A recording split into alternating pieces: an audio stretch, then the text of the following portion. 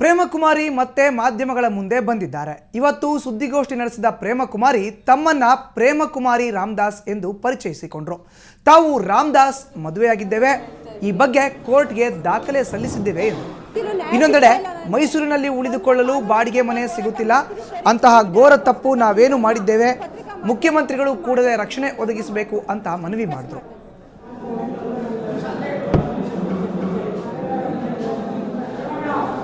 Transfer ನಾನು ಮೈಸೂರಲ್ಲಿ ಇರಬೇಕಲ್ಲ ಸರ್.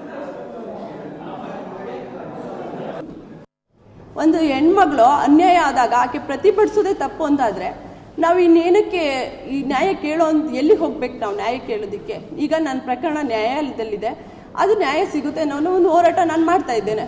ಆದರೂ ಕೂಡ ನಮಗೆ ಈ ಥರ ಮಾನಸಿಕವಾಗಿ ನಮ್ಮ ಮಕ್ಕಳು ವಿದ್ಯಾಭ್ಯಾಸಕ್ಕೂ ತೊಂದರೆ ಆಗುತ್ತೆ ಇದರಿಂದ, ಮತ್ತು ಸಾಮಾಜಿಕವಾಗೂ ನಮ್ಗೆ ಹೊಡೆತ ಬೀಳ್ತಾ ಇದೆ. ನಾನು ಹಾಗಾದರೆ ಈ ಪ್ರಕರಣನ ಹೊರಗೆ ತರಬಾರ್ದಾಗಿತ್ತಾ ಅಥವಾ ನ್ಯಾಯ ಕೇಳಬಾರ್ದಾಗಿತ್ತು? ನನಗಾಗಿರೋ ಅನ್ಯಾಯ ನಾನು ಕೇಳಬಾರ್ದಾಗಿತ್ತಾ?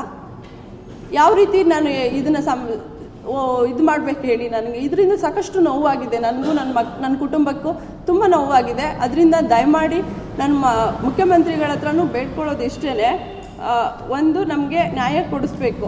ಏನದು ಯಾವ ಥರ ಅಂತಂದರೆ, ನನಗೆ ಇಲ್ಲಿ ಉಳ್ಕೊಳ್ಳೋದಕ್ಕೆ, ನಂಗೆ ಸ್ಟೇ ಮಾಡಲಿಕ್ಕೆ ಬಾಡಿಗೆ ಮನೆಯೂ ಸಿಗ್ದಂಗೆ ಇಲ್ಲಿ ಪ್ರಭಾವಿ ವ್ಯಕ್ತಿಗಳು ಕುತಂತ್ರ ಮಾಡಿ ಅವ್ರ ಪ್ರಭಾವ ಬೀರಿ ಮತ್ತೆ ಈಗೆಲ್ಲ ನನ್ನ ಹಿಂದೆ ಮತ್ತೆ ಬೇಹುಗಾರಿಕೆ ಸ್ಟಾರ್ಟ್ ಮಾಡಿದ್ದಾರೆ. ಅದು ಯಾವುದು ಕಾಣದ ಕೈಗಳು ಕೆಲಸ ಮಾಡ್ತಾ ಇದೆ.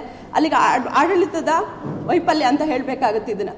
ಅದು ನನಗೆ ಅದು ಸರಿ ಕಾಣ್ತಾ ಇಲ್ಲ. ನನ್ನ ಹಿಂದೆ ಬೇಹುಗಾರಿಕೆ ಮತ್ತೆ ಈ 1 ವರ್ಷದ ಹಿಂದೆನೇ ನಾನು DIG ಅವ್ರ ಹತ್ರ ಕಂಪ್ಲೇಂಟ್ ಮಾಡಿದ್ದೆ, ನನ್ನ ಹಿಂದೆ ಬೇಹುಗಾರಿಕೆ ಇದೆ, ಏನೋ ನನಗೆ ತೊಂದರೆ ಆಗ್ತಿದೆ ಅಂತ. ಆಗಲೂ ಕೂಡ ಸರ್ಕಾರ ಅಷ್ಟು ಮಟ್ಟಕ್ಕೆ ಗಮನ ಹರಿಸಲಿಲ್ಲ. ಆಗ BJP ಸರ್ಕಾರ ಇತ್ತು. ನಾನು ಇಲ್ಲಿದ್ದು ಹೋರಾಟ ಮಾಡಲಿಕ್ಕೆ ಅವಕಾಶ ಮಾಡಿಕೊಡಿ. ನಾನು ಅಂಥ ಘೋರ ಅಪರಾಧ ಏನು ಮಾಡಿದ್ದೀನಿ ಅದು ನನಗೆ ಮುಖ್ಯವಾಗಿರುವಂಥ ಪ್ರಮುಖವಾದ ಅಂಶ. ನನ್ನ ಮಕ್ಕಳು ಏನು ಅನ್ಯಾಯ ಮಾಡಿದ್ದಾರೆ, ನಾನು ಏನಾದರೂ ನನಗೆ ಆಗಿರೋ ಅನ್ಯಾಯಕ್ಕೆ ನಾನು ಪ್ರತಿಭಟಿಸಿದ್ದೀನಿ. ನನ್ನ ಮಕ್ಕಳು ವಿದ್ಯಾಭ್ಯಾಸ, ಅವರ ಮಾನಸಿಕವಾಗಿ ನೋವು, ಅದೆಲ್ಲ ಯಾರು ತುಂಬಿಕೊಡೋಕ್ಕಾಗುತ್ತೆ?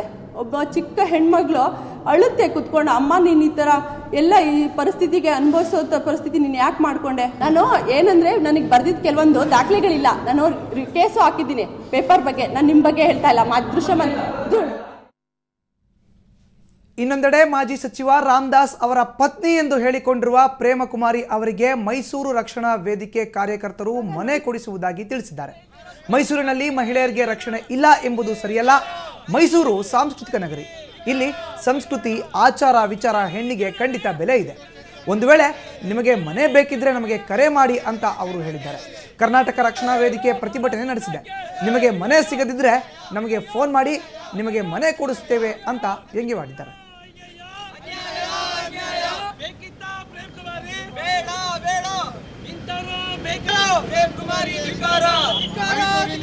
ಮೈಸೂರಿನ ಜನತೆಯನ್ನು ಮಹಿಳಾ ವಿರೋಧಿಯಂತೆ ಬಿಂಬಿಸುತ್ತಿರುವ ಪ್ರೇಮ್ ಕುಮಾರಕ್ಕಾಗಿ ಮೈಸೂರಿನ ಜನತೆಯನ್ನು ಅಪಮಾನ ಮಾಡುತ್ತಿರುವ ಪ್ರೇಮ್ ಕುಮಾರಿಗೆ